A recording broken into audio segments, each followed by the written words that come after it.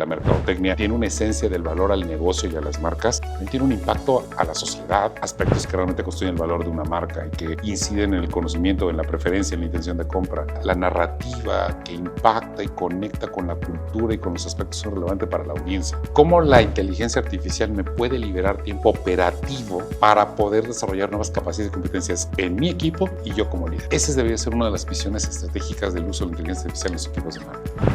Hoy me acompaña alguien que ha visto crecer el marketing en México, desde dentro, que además ha ayudado a darle forma a esta industria. Gabriel Richot, director general de IAB México.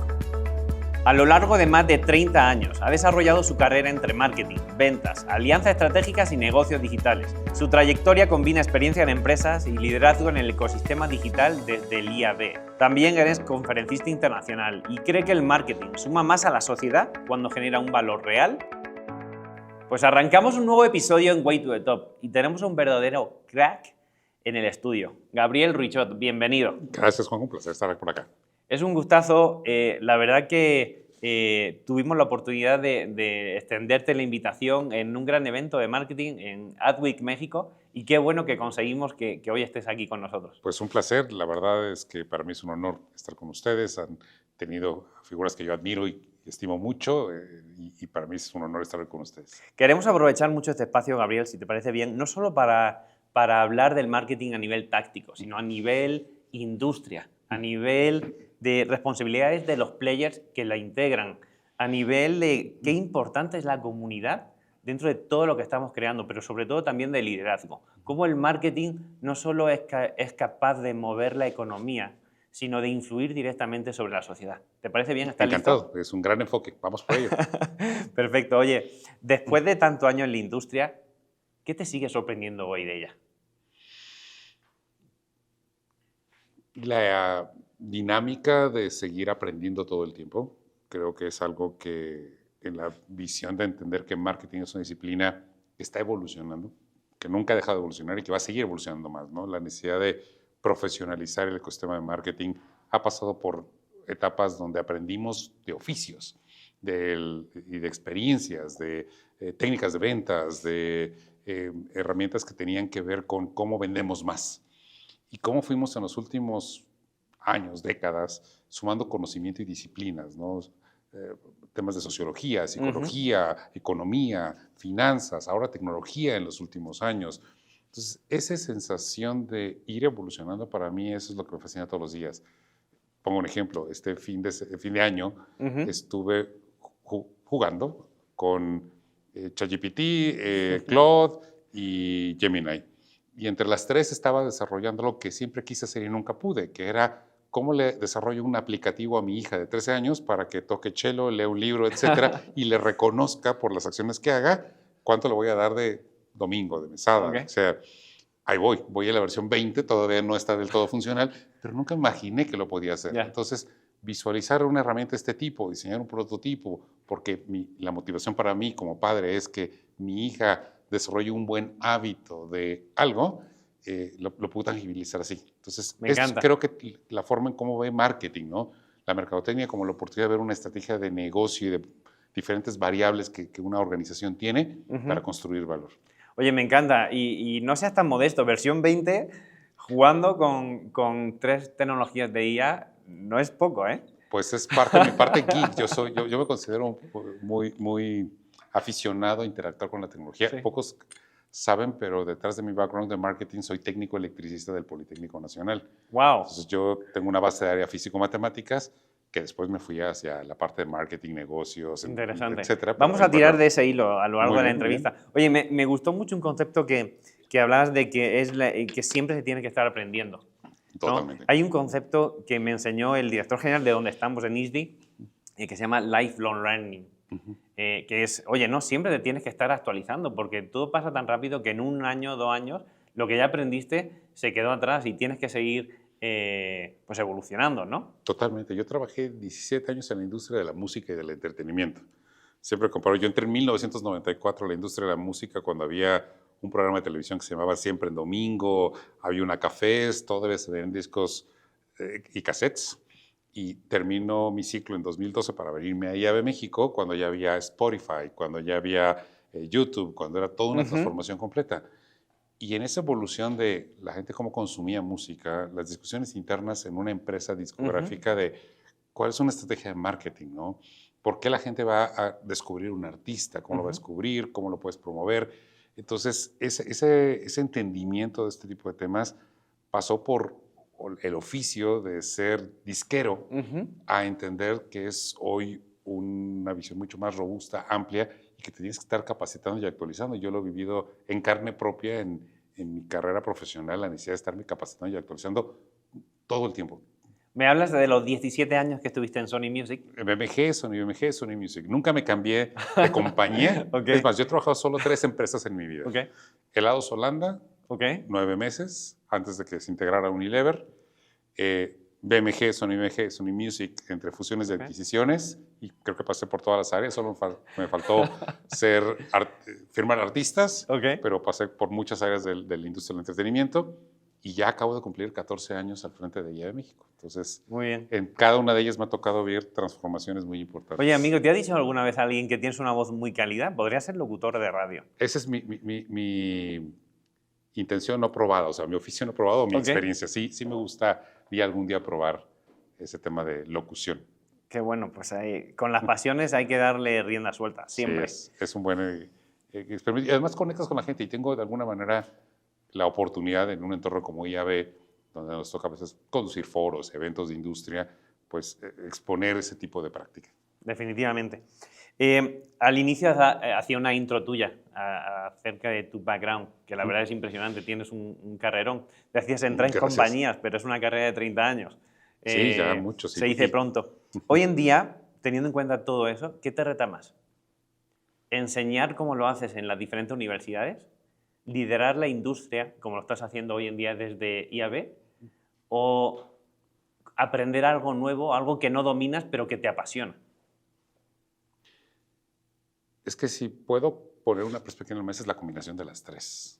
Porque si quieres liderar un tema, primero tienes que reconocer que no sabes y que te tienes que acercar con otras personas que saben más y construir aprendiendo de ellos.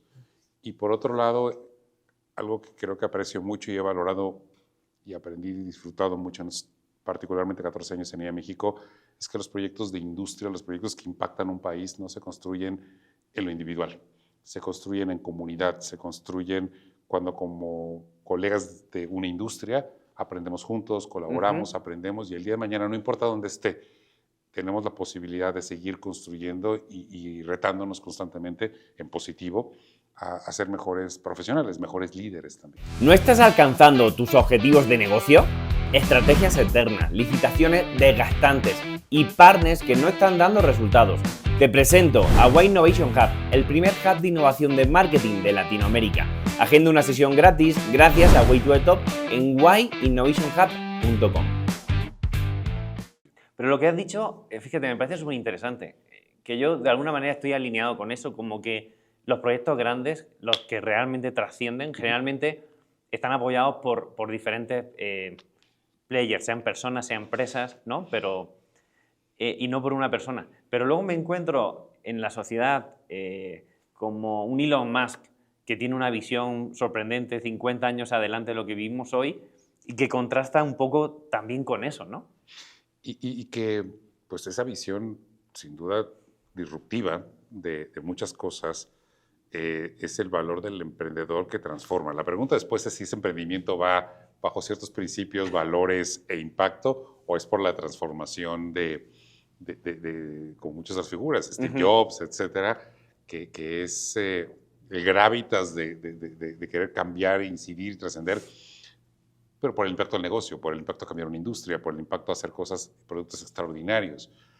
A mí de las cosas que más me motivan combinando lo que acabas de hacer es cómo podemos aprovechar este tiempo de vida que tenemos para con las personas con que convivimos podamos construir una mejor comprensión y entendimiento de que la mercadotecnia, si bien tiene una esencia del valor al negocio y a las marcas, también tiene un impacto a la sociedad en positivo, y de lo positivo que puede tener de una mejor práctica de mercadotecnia con mejores productos y servicios, puede significar también un crecimiento para el mercado interno, un crecimiento del mercado interno es mejores salarios, pagar mejor a la gente, reducir la brecha de pobreza, crear bienestar de forma responsable. O sea, pienso en un círculo virtuoso Me encanta. de cómo la mercadotecnia puede ser un catalizador y detonante cuando hacemos un uso responsable, ético, correcto de la propuesta de valor que tenemos. Y de eso vamos a hablar hoy. Uh-huh. Apuntaros, aquí hay un short, Gabriel, me gustaría abrir el primer melón de la entrevista. Generalmente es cuando abrimos una temática que vamos a tirar mucho de diferentes hilos y donde queremos que la audiencia le va a interesar mucho, ¿vale? Entonces, me gustaría saber un poco tus primeros pasos dentro de IAB, porque sé que tu entrada a IAB, todo empezó a través de una situación un poco más compleja y personal, ¿no? Donde tuviste que afrontar algunos riesgos, incluso tener mucha resiliencia en el proceso. ¿Cómo fue? Hubo un salto de fe en mi vinculación con IAB, aunque la historia empezó desde el día 1. IAB acaba de cumplir 20 años en México. Para quienes no tienen el contexto completo, IAB es una asociación sin ánimo de lucro que vincula en 46 países a la industria de publicidad digital y marketing interactivo. ¿Qué misión tiene? ¿Qué misión tiene? El propósito es ser un punto de encuentro para la vinculación y profesionalización del ecosistema de marketing, comunicación y de su propuesta de valor en este entorno digital. Eso es el propósito establecido en México. Pero en realidad lo que ha hecho IAB es ser el punto de encuentro para el ecosistema local, para la industria de marketing y publicidad en un entorno local. Y México tiene una posición muy particular porque somos de los primeros países en tener a todo el ecosistema participando. Anunciantes, agencias, medios, plataformas tecnológicas, empresas de investigación, consultoría y también universidades, donde se está formando el talento y actualizado el talento actual y el talento futuro de la industria. Pero bueno, regresando a la pregunta que me hacías de mi vínculo con IAB México, en mi etapa en BMG, Sony BMG, yo empecé a dar clases hace bastantes años y curiosamente un colega profesor del TEC de Monterrey me dice, oye, están buscando a alguien, imagínate, esto fue 2005, existe una organización que se llama IAB y quieren que desarrollemos un diplomado en marketing interactivo. Pero de todos los profesores que hay aquí en el campus, el único que está involucrado en temas digitales, pues eres tú, porque trabajas en una disquera y te toca hacer la negociación de ringtones, ¿no? Y wallpapers. O sea, no había redes sociales, no había todo este tipo de temas. Y a mí me tocaba desarrollar la parte de nuevos negocios digitales en la compañía disquera. Empecé dando clases, o sea, para vínculo con IAB, yo empecé dando clases. Hoy uno de los pilares de IAB es capacitación. Que en estos 20 años hemos desarrollado programas desde nivel licenciatura, posgrado, en alianzas con universidades y con capacitación in company. Pero empecé dando clases y 4 años después de yo empezar como profesor, la primera directora de IAB México, Bianca Lev, me invita a cenar. Yo dije, qué raro, Bianca nunca me invita a cenar, pero, y me dice, oye, pues fíjate que cierro mi ciclo en IAB, me voy a San Francisco, ¿te gustaría participar en el rol? Estamos buscando al director general de IAB México. Pues mi carrera estaba en ese momento en la industria del entretenimiento y de la música, y al principio le dije, mira, no lo sé, déjame pensarlo. Algo que he aprendido también estos años es nunca digas no, siempre escucha por lo menos. Escucha, ¿no? Y buscar el cómo sí. Y escuchar, no pierdas nada por escuchar cualquier cosa. Entonces, me entrevistan. Yo estaba en ese momento en un ciclo donde ya no tenía para dónde crecer en Sony Music. Era el puesto de mi jefe, el presidente de la compañía, o un rol regional. Y lo que me convenció de irme a IAB fue en el momento en que me entrevistaron, va a sonar como de película, yo estaba en los Latin Grammys en Las Vegas. En ese momento tenía que hacer la entrevista desde mi cuarto y me estaba entrevistando el director general de Google, el de Prodigy MSN, el de Terra y el de Yahoo. O sea, los 4 directores de las 4 empresas más importantes. Las 4 techs más importantes en ese momento eran los que me estaban entrevistando. Dije, ¿por qué 4 directores se unen a hacerme una entrevista? Y lo que me convenció fue precisamente lo que me dijeron, queremos que vengas bueno, si te interesa y el perfil y el proyecto, a que nos ayudes a construir e institucionalizar y a sumar valor en esta base de lo que hemos construido, que nos sentimos muy orgullosos, pero encontré un sentido de comunidad. Empresas que compiten se pueden sentar a la mesa y pueden hacer la entrevista para un director que les va a sumar a un proyecto que están trabajando en conjunto, eso para mí era un cambio de paradigma al que no estaba expuesto. Y después, bueno, pues ya descubrí y decidí renunciar. Renuncié a 17 años en la industria de la música, sin un peso más de lo que tenía. Pero el contexto que tú sabes es que me estaba divorciando. Estaba en ese momento cerrando un ciclo de vida importante. Entonces fue un salto de fe, renunciar a 17 años de la industria de la música, en un rol directivo y en una perspectiva donde era dar un salto de fe para venir a un proyecto como IAB, pues que en aquel entonces solo tenía 6 personas full time y todos los demás eran becarios. Y con 70 empresas afiliadas más o menos en aquel momento. ¿Y hoy cómo está IAB México? Hoy somos 220 empresas participando, 29 personas en el staff, que para una asociación sin ánimo de lucro tenemos el mismo staff que nuestros colegas en Londres, en Inglaterra. Y más que eso, más que la cantidad de personas, es yo creo lo que hemos buscado construir en conjunto como asociación y como industria en muchos frentes. Hay talento que hoy es parte de la industria, que se formó con nosotros en programas a nivel licenciatura. Hay talento que se ha formado y que ha construido empresas y que es eso, es la esencia de poder colaborar, aprender y participar. Y para mí el consejo directivo, el comité ejecutivo de IAB México es una oportunidad de construir comunidad. Esa es creo que de las cosas que más valoro en una visión de que la mercadotecnia y la publicidad pueden y deben seguir evolucionando para construir valor. Oye, para seguir tirando el hilo de IAB y siendo un poco curioso, ¿qué traéis de más relevante de cara a 2026, el año que estamos arrancando?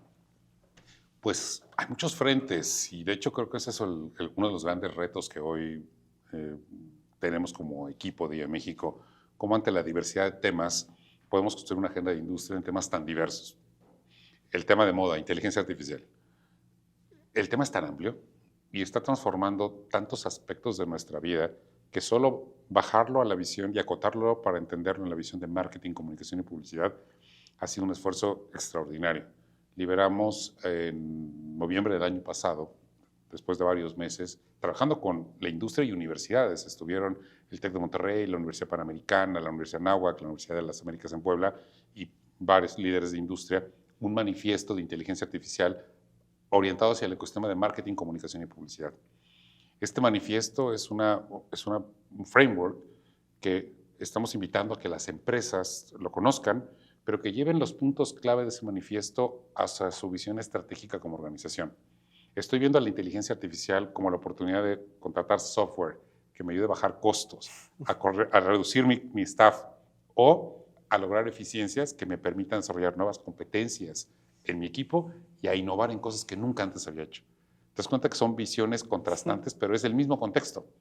Ese es uno de los grandes puntos donde desarrollar capacidades mucho más humanas dentro de los liderazgos de los equipos de marketing, al mismo tiempo que se ven las oportunidades de evolucionar el impacto al negocio, están en la mesa.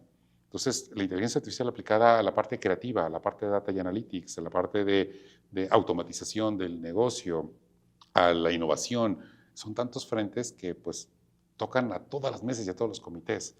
Entonces, ese es uno de los grandes retos que hoy tenemos, cómo lo que está pasando en Connected TV, Retail Media, audio digital, más lo que está pasando en términos de desarrollo de nuevas competencias de liderazgo en las organizaciones. Vamos a tener un programa en alianza con Hyper Island en unas semanas más que se llama Future Skills. O sea, si lo ves en la perspectiva, no estamos hablando del formato del banner, estamos hablando de marketing y publicidad, hablando del tipo de competencias y de liderazgos que tiene que haber. Y así hay una cantidad de temas importantes que gracias a un equipo que yo admiro y respeto, el equipo con el que colaboro en IAB México, podemos hacerlo. Y es un equipo súper comprometido. Para mí, me quito el sombrero y me da mucho orgullo el equipo que tienes hace hoy esto en día posible, ¿no? Gabriel, vamos a hablar de alguna de esas tendencias que has comentado. De la IA, vamos a hablar de Retail Media, que creo que también es una tendencia que está atrapando o va a atrapar mucha inversión publicitaria de las marcas en los próximos años, con algunos players que la están liderando aquí en México. Pero bueno, no quiero adelantarme a eso. Quiero que la audiencia conozca un poco más de las labores y de las acciones que desarrolláis. Hay una que yo no me pierdo ningún año, que es el IAB Conecta. Cuéntanos un poco más de qué trata. Pues IAB Conecta es el congreso más importante de publicidad digital y marketing interactivo en México, uno de los más importantes a nivel América Latina también, y es un punto de encuentro para toda la industria. Y más allá de solamente la expo, las conferencias, es un punto extraordinario para tener una perspectiva de qué está pasando en el ecosistema. Pongo un ejemplo puntual de lo que pasó en el IAB Conecta más cercano. IAB México tiene más de 10 años sumando anunciantes como socios. Hoy tenemos 32 anunciantes participando. Pero Conecta se convierte en un punto tan relevante. Por ejemplo, este año vino Taide Guajardo. Taide Guajardo es la CMO de P&G Europa, orgullosamente mexicana. Tenemos a una gran ejecutiva mexicana liderando una de las empresas más importantes del mundo desde Europa y es sin duda un ícono para organizaciones como la WFA, etcétera.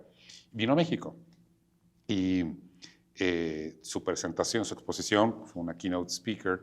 De hecho, varios CMOs que la conocían como fans yendo, va a venir Taide Guajardo, o sea, esa efervescencia por conocer a una figura que está construyendo, ha ido construyendo marcas y ha sido líder referente para muchos ejecutivos.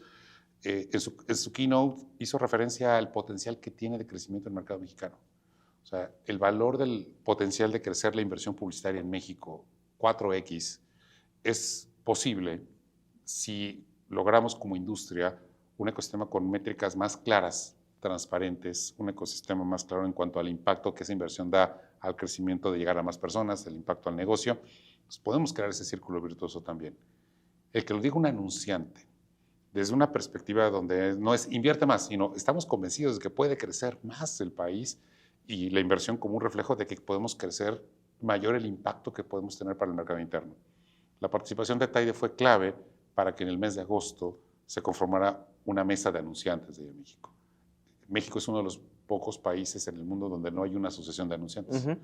Entonces, hoy hay ya una mesa de anunciantes de México, participan 32 anunciantes. De hecho, la mesa la preside Pablo Rada, el director de medios de Heineken, el vicepresidente es Rafael de la Hoz de P&G, y pusieron una agenda de industria con una visión de 2 años. O sea, ese es el impacto que tiene IAB Conecta, de muchas otras cosas que pasan, ¿no? Escuchar, entender, proponer, generar las sinergias para detonar acciones que para el siguiente Conecta tienen que tener avances. Entonces, esa es para mí la perspectiva estratégica de más allá de escucho conferencias, el tipo de acciones en donde si yo estoy involucrado o involucrada, puedo ser parte de esas acciones que impacten a nivel industria, a nivel país y por supuesto a nivel empresa.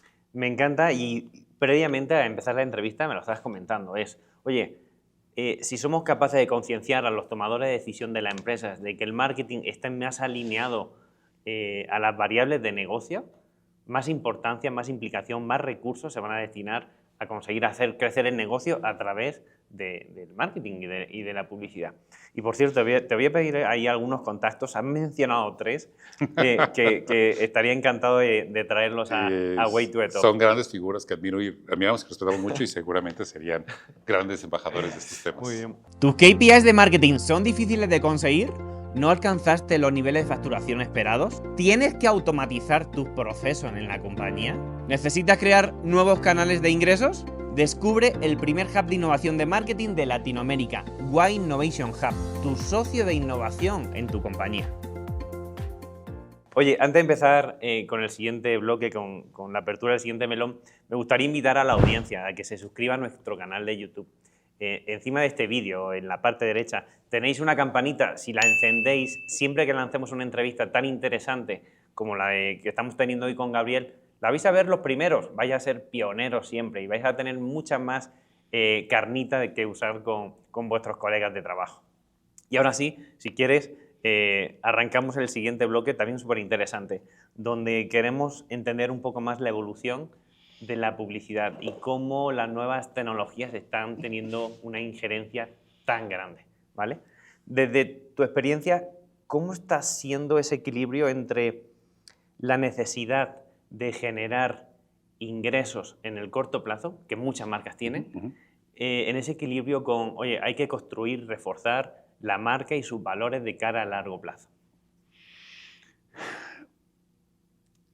Esa visión full funnel y pensar y entender el valor de la marca es clave. Y creo que es uno de los grandes retos que también tenemos como industria, cuando estamos muy centrados a que las métricas que tenemos muchas veces en las plataformas digitales están centradas en el último clic y en la conversión o en el ROAS a la transacción de venta, asumiendo que qué pasa con los otros aspectos que realmente construyen el valor de una marca y que inciden en el conocimiento, en la preferencia, en la intención de compra.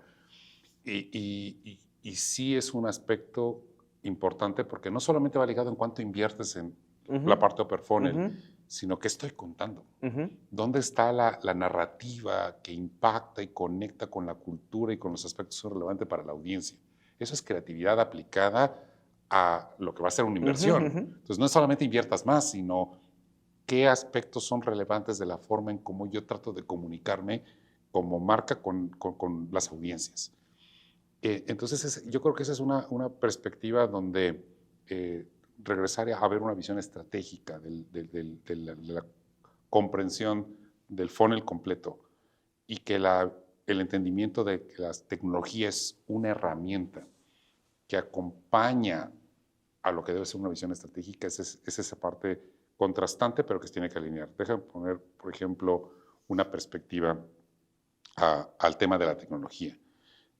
Desde que yo llegué, antes de que llegara yo a México y en estos 14 años, siempre me decían, yo quiero entender eso de digital, pensando que digital era algo, ¿no? Y me ha tocado ver pues, todo tipo de experiencias, desde algunas marcas que decían, ya entendí digital, es bajarle la inversión a la tele y mandárselo a una plataforma de video digital. Ese era el entendimiento que se pensaba, y el fast track, y la necesidad de una fórmula mágica que resolviera, o una herramienta que me dé benchmarks de industria. Y no es tan fácil porque se ha vuelto también, aunque tengo tanta tecnología, también son entornos complejos donde hay muchos walled gardens y donde las métricas no están disponibles, pero no son comparables y no puedo construir benchmarks. Entonces, ese es el contexto y el entorno en el que estamos, lo que ha significado que ahora las empresas tengan que tener perfiles multidisciplinarios dentro de sus equipos para poder desarrollar ese mejor entendimiento, desde la parte de psicología, sociología y entendimiento del consumidor y la narrativa, hasta tener ingenieros que puedan significar desarrollar el entendimiento de cómo voy a conectar toda la tecnología de un ERP al Customer Journey de mi cliente y de mis partners de negocio. Así de complejo se ha vuelto el entendimiento que tiene que haber en las estrategias de marketing. Pero por eso se hace mucho más complejo. El rol de CMO hoy en día se vuelve tan complejo. Por eso la creación de otros puestos de head o directores debajo de él para que sean especialistas en diferentes áreas, porque finalmente no es cambiar, reducir inversión, como bien decías, de televisión a una plataforma o a 3 plataformas. Ahora es mucho más complejo. De hecho, creo que eso ingiere mucho más en el cambio de mindset que tiene que haber en la industria, que todavía creo que hay mucho por hacer ahí. Y eso, yo me he puesto a pensar que generar un nuevo acrónimo para un nuevo rol C-level, como hacer crecer el negocio, un Chief Growth Officer, no es lo que debería estar haciendo marketing. No es entender dónde están los cambios de hábitos de la audiencia o del cliente y proponer la transformación del modelo de negocio si desarrollo competencias financieras y de otro tipo para entender este tema como tal. Creo que te lo contaba antes de que entráramos en la conversación. Yo dando clases justo el año pasado en una universidad, en un programa de diplomados de alta dirección, yo dando el módulo de marketing, el perfil de los asistentes eran directores generales, directores de finanzas, directores de operaciones, y les preguntaba, empezando el módulo, qué relacionamiento tenían ellos con marketing. Y me destacó uno de ellos que decía, claro, yo sí tengo marketing, es la persona que me hace los folletos para las ferias y exposiciones. Entonces, les decía, si ese es el entendimiento y la visión que yo tengo como C-level de lo que es lo que hace marketing, o que es hacer posteos en plataformas sociales, es una visión limitada a la ejecución táctica de un medio de comunicación. Pero si cambio la percepción y la perspectiva, de que la estrategia de marketing es la estrategia del negocio y de su propuesta de valor de cara al usuario, de cara al cliente y a mis partners de negocio, es una visión mucho más amplia. Y ese es, creo que, el reposicionamiento que tenemos que hacer también para entender que el rol de marketing es ese y que cómo desarrollamos este tipo de competencias. También es cierto que ha costado trabajo. Muchos colegas CMOs han tenido que desarrollar competencias financieras y era algo que no te requería el puesto. El puesto no te requería eso, tu foco estaba centrado quizás más en la creatividad y la ejecución de una campaña publicitaria Y hoy tienes que tener un entendimiento multidisciplinario y hacerte un MBA y un programa con tópicos de finanzas para poder entender un estado de resultados y un balance general. Definitivamente. De hecho, una de las cosas que han salido en la última entrevista aquí en Way to the Top ha sido la evolución del rol del CMO. Alguna de las cosas la acabas de comentar y otras cosas es la fragmentación, la complejidad que se ha vuelto la gestión de su estrategia de marketing 360, ¿no? Oye, comentabas Puedo hacer un antes... comentario ahorita que tocaste ese punto y regresando ahí a B Conecta. Justo ese mensaje, ese punto que comentas fue el resultado de un panel en el que estuvo, lo moderó Marco Casarín, el country manager de Meta, y las ponentes eran 3 mujeres muy destacadas.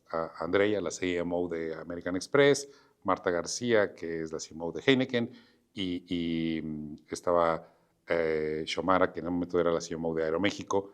Y ese insight que acabas de poner era clave, yo me lo he llevado mucho en estos meses, que es cuál es el rol del CMO.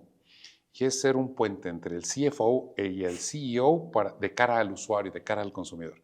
Si se entiende que ese es el valor estratégico del CMO también, ayuda a tener una visión más amplia de por qué se pueden complementar estos skills y no es solamente la administración del budget que me dejan en el business plan. Definitivamente. ¿No? Y es tan clave, te puedo decir que ha sido de los episodios más vistos en el podcast. O sea, es algo muy relevante. Entonces entiendo el porqué la creación de ese panel también. Sí, fue increíble poner un insight así de claro y concreto con lo que acabas de comentar. Exacto. Oye, me estabas hablando antes de inteligencia artificial. Junto a ella, el uso de los datos, la aplicación de automatizaciones a procesos, a flujos, pues sigue siendo una realidad que poco a poco pues, va entrando al área de marketing, ¿no? ¿Cuáles son los errores más comunes que tú ves en aquellas empresas para adoptar tecnología? Pensar que un software es el que resuelve alguna necesidad, ¿no? O sea, como nosotros lo hemos vivido, ¿no? Hasta como asociación, cuando empezamos a ver la necesidad de tener un repositorio para poder gestionar los datos de los socios y integrar la automatización de un mailer. Y es una práctica y una situación muy común. Buscamos el software más reciente que en el video promocional diga que hace todo eso y nos olvidamos que detrás de esto hay un tema de cultura, de procesos, de definición de objetivos estratégicos, de cómo voy a medir la integración de esta herramienta tecnológica a mi propuesta de valor. Entonces, creo que ese es el error más común, que pensamos que comprando el gadget más nuevo y reciente, las cosas van a ocurrir muy rápidamente en el corto plazo. Ese es, creo que el más común. Sí, sabes que lo veo en mi día a día dentro del Hub de Innovación de Marketing que tengo el placer de liderar, donde muchos de ellos piensan eso. Y donde se ve que para que las cosas funcionen dependen de muchas variables en simultáneo, ¿no? Y lo que funciona para una empresa no funciona para otra. Hay veces que falta talento o un upgrade del talento que ya existe. Y otra forma son temas de proceso o de metodologías internas y que luego la solución o la herramienta en sí, pues bueno, puede exponenciar o puede optimizar ese proceso o ese flujo, ¿no? Pero bueno, me gustaría hacerte una pregunta que va de la mano con esto. Se habla mucho de crecer en la industria. Hay mucha ambición por adquirir o utilizar nuevas tendencias para seguir siendo pioneros, por así decirlo. Pero nadie ve o pone foco en hacer las cosas bien, sobre todo éticamente hablando. Y uno de esos puntos va alrededor de los datos. Me gustaría ver o saber tu perspectiva alrededor de eso. En la mesa de anunciantes, justo eso fue uno de los tres ejes que se propusieron en la agenda de este 2026-27, ¿no? El primero, métricas. Cómo podemos trabajar como industria para tener métricas mucho más confiables, transparentes, que puedan dar una mayor claridad del ROI. Y pensando que el ROI no solo es ROAS, ¿no? Sino es otros aspectos y atributos como el valor de la marca. El segundo es cómo hacemos un ecosistema más transparente en el entorno de marketing de influencia, que cada vez invierte más con creadores de contenido, etc. Y el tercero es la gobernanza y claridad de los datos para la privacidad del usuario. O sea, todos queremos acceder a los datos, pero a veces sin estrategia de por qué y para qué, y sobre todo de cara al valor al usuario, ¿qué le voy a construir de valor? O sea, le quiero recolectar hasta la química sanguínea si ni siquiera sé qué le quiero construir de valor dentro de lo que yo sé y puedo hacer. Entonces, y eso es creo que uno de los puntos importantes, más en un contexto donde la tendencia es a que la fragmentación de los datos está ocurriendo y a que cada vez hay un marco regulatorio más restrictivo. Estos últimos años hemos tenido un tema con política pública importante, Código Fiscal de la Federación, Ley de Transparencia, Ley de Telecomunicaciones, acaba de reactivarse el tema de Ley de Salud, y todos parten porque entendamos que en estos entornos cada vez más restrictivos, el valor de los datos tiene que ser alineado a la propuesta de valor que tenemos. La First Party Data, como tanto se ha puesto en perspectiva, es una realidad necesaria tanto desde el sector financiero hasta productos de consumo. Pero cada industria lo entiende diferente. Lo que decías es muy claro, no hay recetas mágicas. La forma en que, por ejemplo, nos está tocando ver, pues, el sector financiero tiene muy claro el lifetime value de un socio, de un tarjeta bien. Pero ¿cómo lo mide PepsiCo? PepsiCo está innovando a través de su aplicativo y la aplicación JoyApp para poder, y fue un caso ganador de los premios MMX, captar First Party Data para poder trabajar por las sobre activaciones. Y entonces puedo tener una mejor trazabilidad de todas mis marcas a través de un solo aplicativo que registra las transacciones de las promociones que tengo. ¿Dónde está, Gabriel, el límite entre o sea, First Party Data y la Third Party Data, que es la que más se ha utilizado hasta ahora, pero que más restricciones y limitaciones está teniendo? Y ahí vamos hacia la parte también ética, porque la ética aplica a todas las capas de datos que tengamos, porque el sentido de transparencia en cómo gestiono el dato de los usuarios es fundamental. Porque por eso entran marcos regulatorios restrictivos, porque si hay malas prácticas en la forma en cómo se gestiona el dato, es natural que la política pública va para allá. ¿Qué estamos buscando? ¿Qué tenemos que buscar como industria? La autorregulación.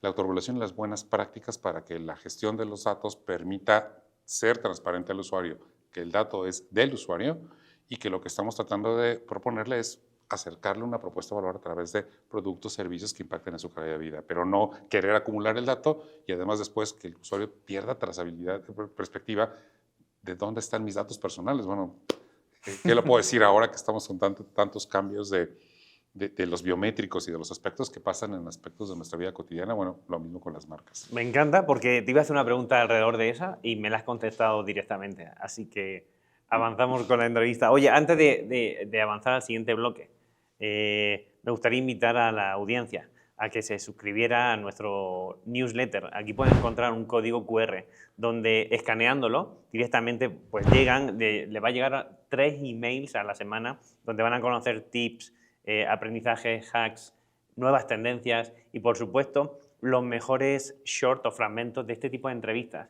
que realizamos cada quincena. Y aprovechando esta vinculación que tenemos, con mucho gusto, aprovechando en el newsletter, les vamos a ir compartiendo en esta vinculación con nuestro equipo de comunicación, pues, abstract de todos estos temas, cuando se presenten los casos ganadores de los premios MMX, cuando se presenten nuevos estudios, nuevos papers. Creo que es una muy buena oportunidad para también acercar a la audiencia. Para seguir ampliando y aportando valor a toda la audiencia, que generalmente, y te decía antes de arrancar la entrevista, la verdad que son muy activos, o sea, y quieren saber lo último que está ocurriendo y qué les va a preocupar dentro de un año, que todavía pues, no ha ocurrido, pero todo el mundo está hablando de ello y ellos todavía no saben dónde están parados.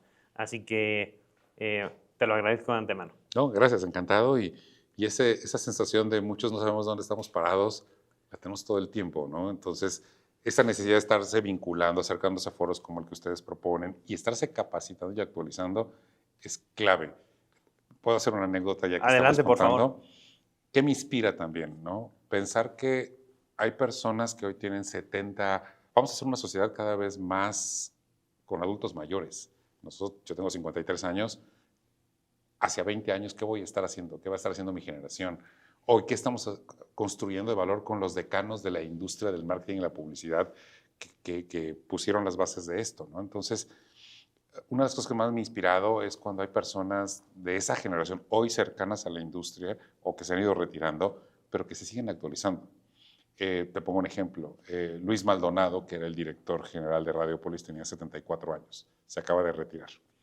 Cuando yo le presentaba el estudio de valor Total Media, me sentía como en examen profesional. Digo, siento que me estoy haciendo otra vez el examen de la maestría, Pero lo más importante, cuando empezó el tema de inteligencia artificial hace 2 años, era el primero en la fila. A sus 74 años, tomando nota y siendo en aquel entonces el director general de Radiopolis. Entonces, quiero ser como tú. Y yo he tenido la oportunidad de ver a esas figuras de esos bloques de edad que tienen esa hambre de querer aprender y de seguirse capacitando y actualizando, y sobre todo porque reconocen que no lo saben, pero quieren aprender. Ese es el hambre que me encantaría que tuviéramos todos en la disciplina de marketing, ¿no? De quiero aprender, quiero seguir actualizándome, porque lo que hoy sé no es suficiente para poder hacer mejor trabajo como mercadólogo. Sí, ahí muchas veces el reto está el cómo compaginas eso con el nivel de operación que tienes en el día a día. Y ese es el cambio que viene con la inteligencia artificial. Si lo vemos en positivo, ¿cómo me libera tiempo? Esa es una gran decisión de innovación. ¿Cómo la inteligencia artificial me puede liberar tiempo operativo para poder desarrollar nuevas capacidades y competencias en mi equipo y yo como líder? Esa debería ser una de las visiones estratégicas del uso de la inteligencia artificial en los equipos de marketing. Me encanta, es un punto de inflexión que puede cambiar de verdad empresas completas. Oye, dijiste algo que no se me va de la cabeza. Dijiste que no hay verdades absolutas. ¿Cómo se puede liderar una industria teniendo en cuenta que casi siempre puedes estar equivocado? Contrastando puntos de vista y recalibrando todo el tiempo, porque es muy rico en los entornos donde hemos logrado tener el ecosistema completo sentado en la mesa. Si la perspectiva es solo desde el sell side de publicidad, pues la visión es, quiero que inviertan más. Pero cuando se contrasta con el buy side y dicen, pues me encantaría invertir más, pero necesito que usen A, B, C cosas. Entonces, cuando esos dos puntos se contrastan, lo que puedes presentar es un avance con un mejor panorama de puntos de vista contrastados. Y así avanza una industria, ¿no? Avanza una perspectiva de tratamos de evolucionar mejor en esto, tratamos de plantear esta perspectiva, cómo construimos una agenda donde la agenda comercial está a un lado, la agenda de lo que construye las buenas prácticas y el entendimiento para todo el ecosistema y el bien común está en la mesa.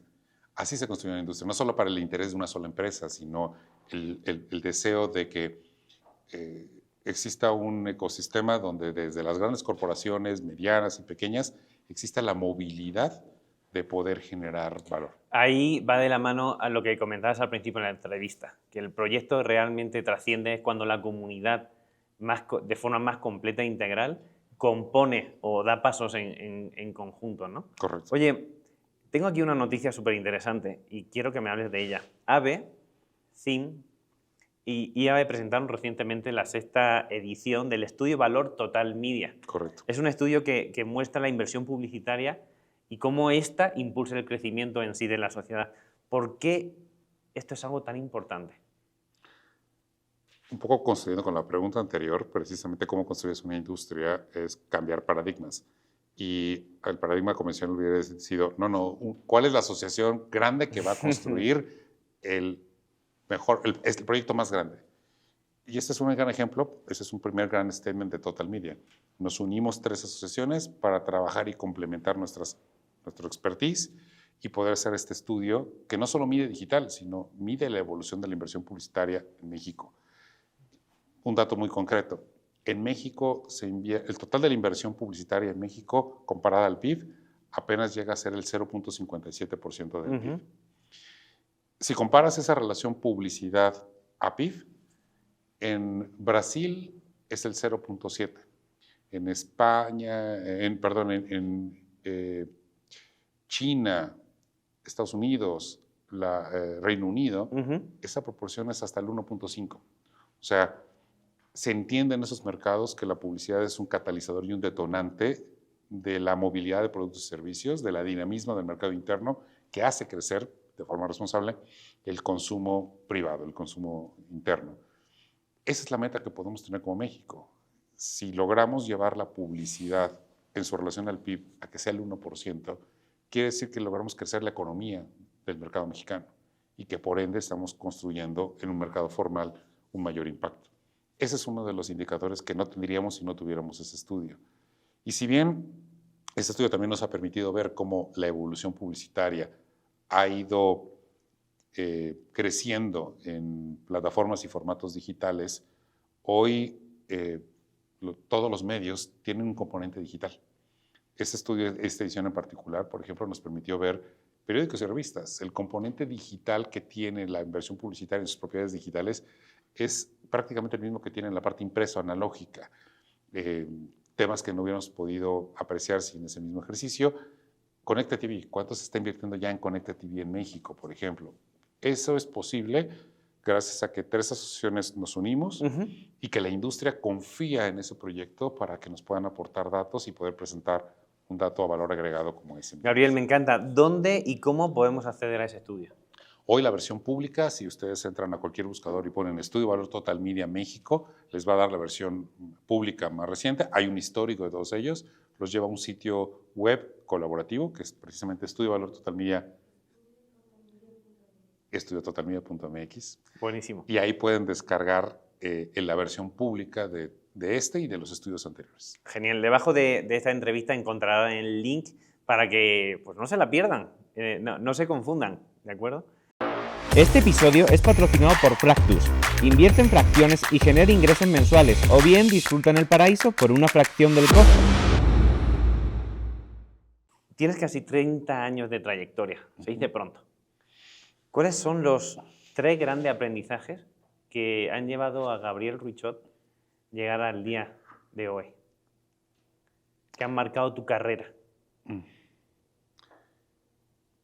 Uno definitivamente está ligado a mi equipo, al equipo con el que colaboro, a reconocer que entre más pueda impulsar a que mi equipo crezca, voy a crecer yo. O sea, sin esa perspectiva no hay mucho a dónde crecer de forma real, ¿no?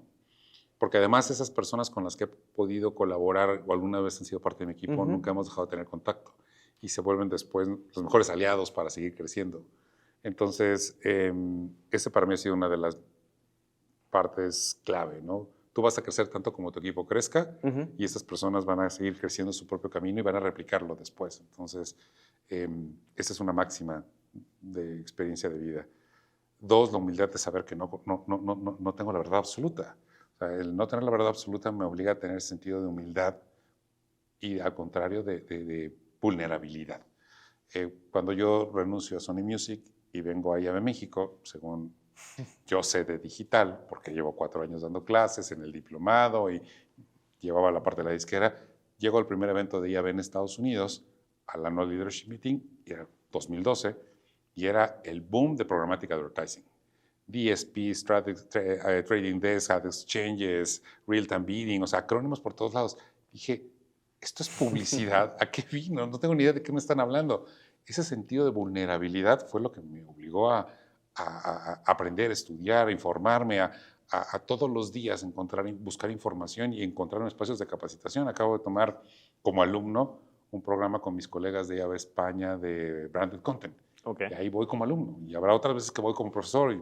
Entonces, esa vulnerabilidad de no tener la verdad absoluta es lo que a mí me motiva a querer seguir aprendiendo y que seguir estudiando y al mismo tiempo compartir cuando enseño, cuando doy clases.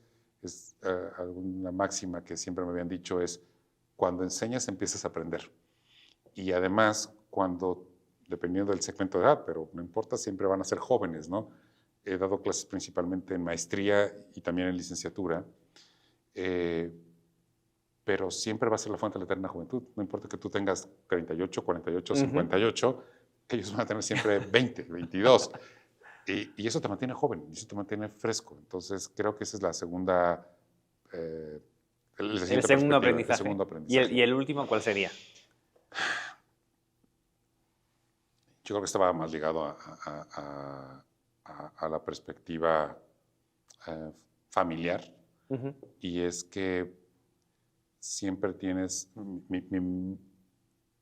Mi madre era maestra de escuela primaria básica. Mi padre era ejecutivo de ventas de publicidad, él empezó vendiendo revistas de publicidad y si algo me enseñaron siempre fue el sentido de reconocer que tan importante es tratar al CEO de la gran compañía global como a la persona que te ayuda y te da servicios generales en una empresa. Entonces, tratar por igual a las personas sin distinción de su título o carrera es algo que mantengo de toda la vida. Y hubo en el mundo de la música también gente grande, con trayectorias icónicas a nivel global, que los grandes eran así. Los grandes de la industria de música abrazaban, saludaban a la persona de limpieza que llegaba y se tomaba las fotos, como se podía sentar con el presidente de una nación y platicar. Esos eran los grandes que no se guiaban por el ego, ¿no? Eso habla mucho de tu humildad y del gran ser humano que eres. Gracias de por... verdad. Pero es más un tip que espero que les sirva, que lo escuchen los demás. Aquí viene otro short, ¿eh? Okay. Gracias. Estamos llegando al final de la entrevista de Gabriel, pero hay algunas preguntas que no quiero dejar de hacerte, ¿vale?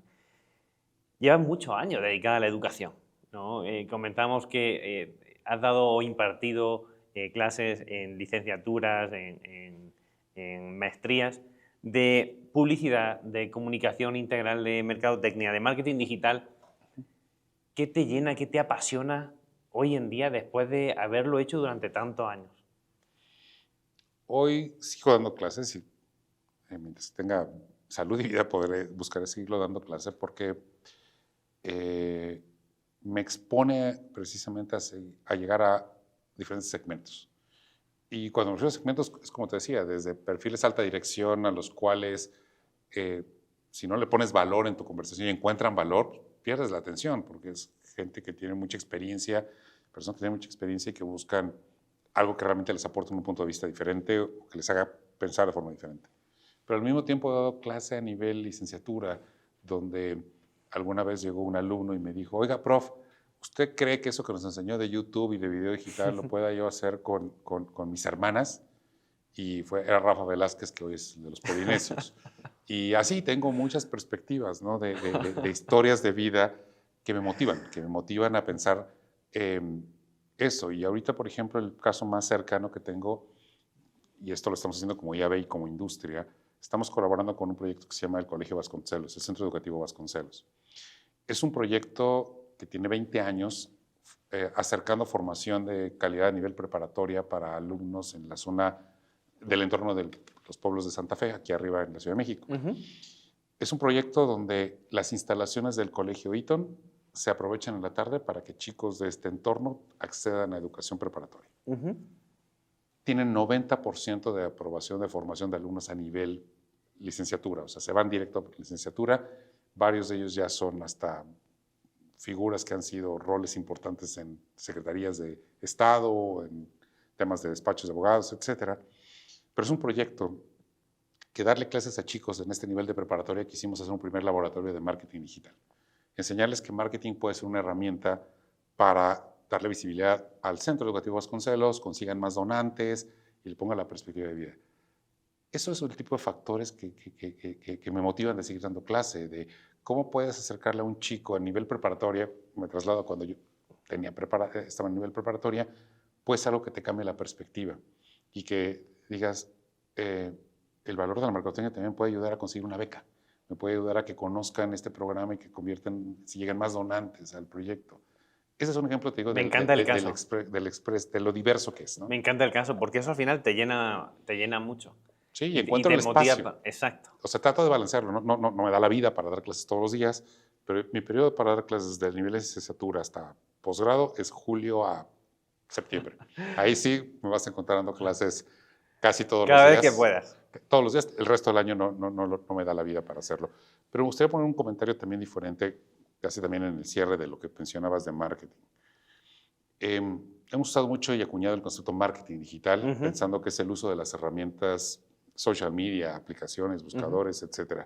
Una perspectiva que tratamos de transmitirles desde IAB es, pensemos que marketing, si lo comparamos con otra disciplina, imagina un médico, hemos aprendido este entendimiento de su transformación digital a prueba y error. O sea, surgieron los sitios web. ¿Qué tenemos que aprender? Pues capacitarnos en Analytics. Bueno, me capacito en Analytics. Surgió social media. Pues me capacito y me certifico en las herramientas de social media. Luego surgieron los CRMs, RPs, etc. Y así. Imagínate un médico que se capacita y se forma como médico a partir de la capacitación del laboratorio farmacéutico.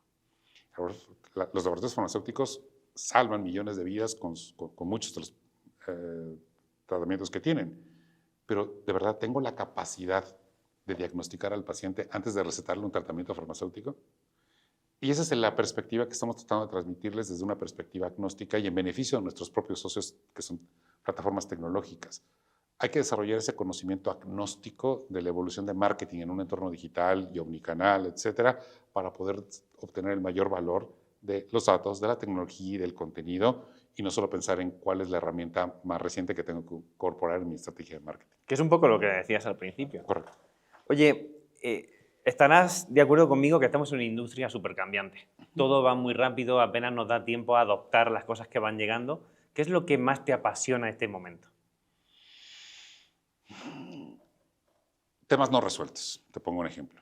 Branding. El branding, todos decimos cualitativamente, es que sí es fundamental, es importante entenderlo, porque es lo que construye una relación y valor de largo plazo detrás de una marca y el valor de la marca. No hemos logrado tangibilizarlo en razones financieras. Cuando, haciendo una analogía, por ejemplo, patentes. Las patentes se integran en los estados de resultados de las empresas. Y cuando una empresa se valora para venta, pues es intangible. Es un activo más. Es un activo más. Branding no se ha valorado, aunque es reconocido cualitativamente que lo es. Si logramos seguir avanzando, ya ha habido varios intentos a nivel internacional y creo que vamos para allá, que en los estados de resultados se reconozca el valor del branding con una metodología reconocida por firmas que puedan hacer la auditoría independientemente, en ese momento el CMO va a ser el mejor amigo del CEO y del CFO, porque van a decir, está integrado el valor del branding en los estados de resultados.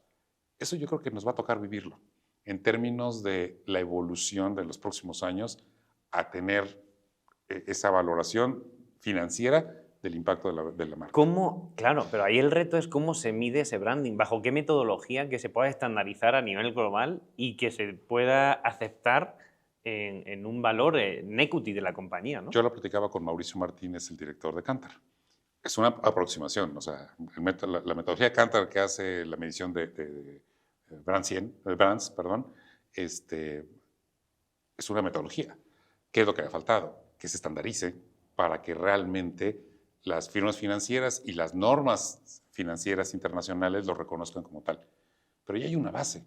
Ahora, puede ser replicable para que cuando cualquier firma financiera lo pueda medir, se estandarice para hacerlo.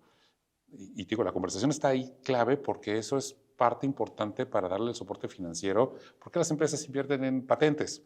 ¿Por qué hacen inversión en investigación y desarrollo? Porque saben que esas patentes van a rentabilizar el valor de la organización en el corto, mediano y largo plazo. Ojalá pronto eso se estandarice y pueda hacer uso de la empresa, porque hay muchas empresas que llevan durante años invirtiendo mucho en branding, en awareness, pero que no se contabiliza.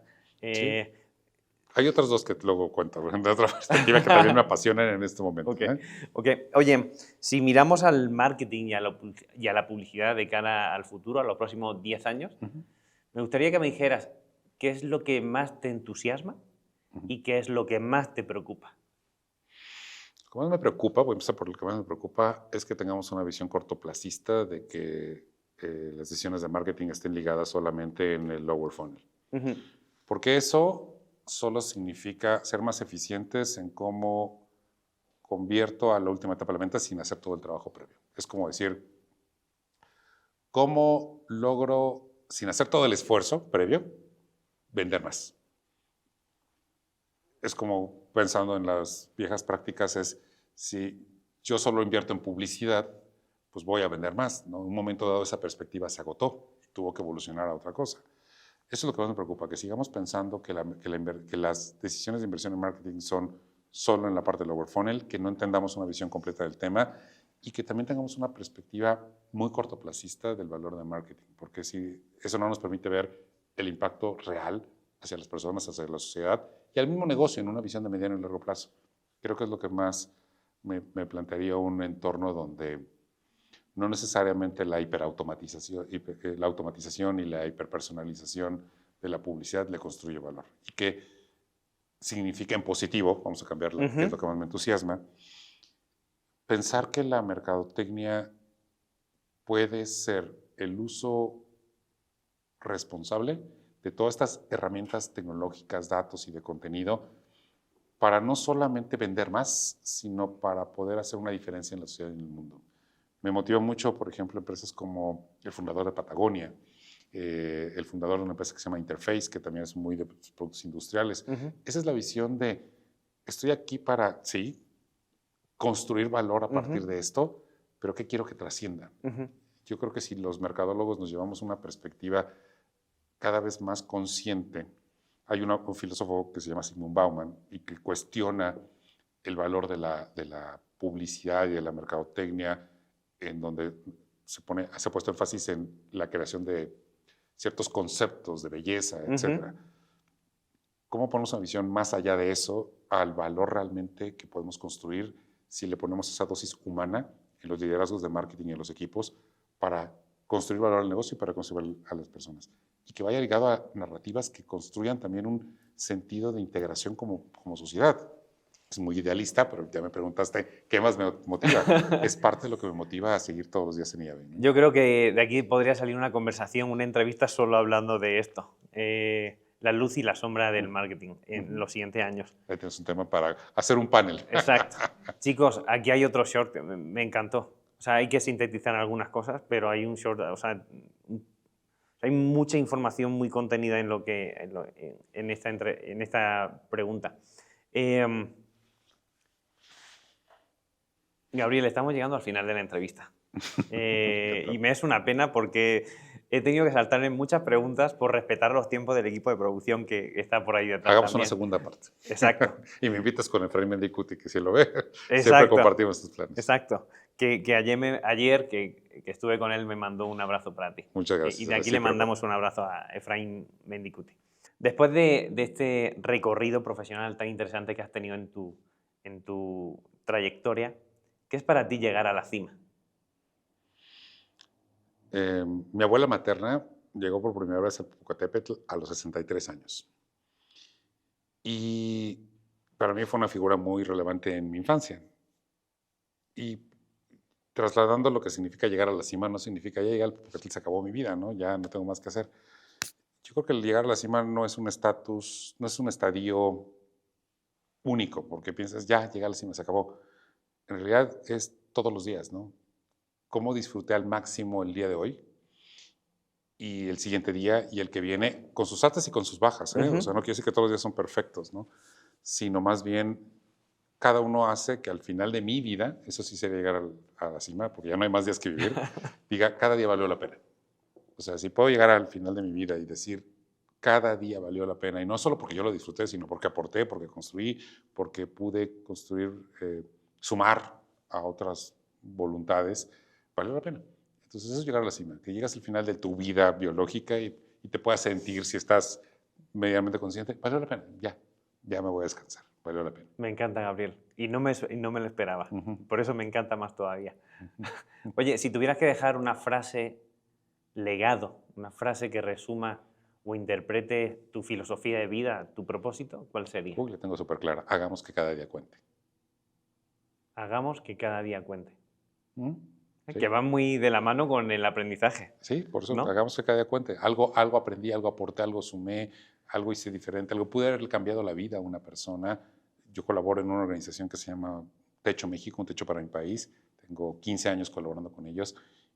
En un fin de semana le puedes cambiar la vida a una familia construyendo una vivienda para una familia que vive entre ladrillos y techos. Hagamos eso, cambiemos vida de personas. Imagínate, si eso lo puedes hacer como persona de a pie, lo que puedes hacer como un mercadólogo que tiene acceso a decisiones clave para una empresa. Me encanta. Y va, oye, y va muy alineado a tu forma de trabajar y a tu forma de tratar el equipo. De nuevo me traigo tu nivel de humildad y el gran ser humano que eres. Y se nota, te lo agradezco mucho. Hasta me ruboriza. Gracias. Gabriel, gracias por recordarnos que crecer no es solo escalar, sino es hacerlo también con responsabilidad, en comunidad y con visión a largo plazo. Gracias por la invitación, disfruté mucho. Esto ha sido Way to the Top. Ha sido un placer tenerte aquí. Esta es tu casa. De parte de todo el equipo, te queremos hacer entrega de un vino que me encanta, con más de 100 años de tradición. Se llama Emilio Moro. Espero que lo disfrutes. Me encanta. El vino es parte de mi vida todos los días, en la comida y con familia. Que lo gracias. disfrutes Muchas mucho. Gracias por la invitación y por compartirme e invitarme. Un placer. Gabriel, ¿dónde te puede encontrar la audiencia? IAB México, www.iabmexico.com es por si quieren conocer más de lo que hacemos como asociación en educación, investigación y mejores prácticas. Y en LinkedIn, Gabriel Richaud, ahí me encuentran también por si quieren contactarme. En LinkedIn directamente, ahí lo vais a encontrar, es muy activo. Yo lo sigo desde hace un tiempo. Pues Gabriel, esta es tu casa, muchísimas gracias. Muchas gracias. Definitivamente para siguientes novedades y lanzamientos que tengáis en IAB, cuenta con este espacio para ello. Encantado, cuenta con nosotros también. Súper. Gracias. Pues muchísimas gracias por estar ahí un día más. Como ven, otra gran entrevista con un verdadero crack. De todo esto aprendemos muchísimo. Espero que os haya aportado tanto valor como a los que estamos aquí en el estudio. Podéis seguirnos, insisto, en nuestro canal de YouTube a través de @WadeWetop o @JuanjoArtero, también en los canales de Spotify o Amazon Music. Si no te quieres perder ninguna novedad sobre tendencias, tecnologías, aprendizajes, los mejores momentos de estas entrevistas, por supuesto también suscríbete a la newsletter. Debajo de este vídeo te dejaremos el link. Muchísimas gracias por estar allí un día más.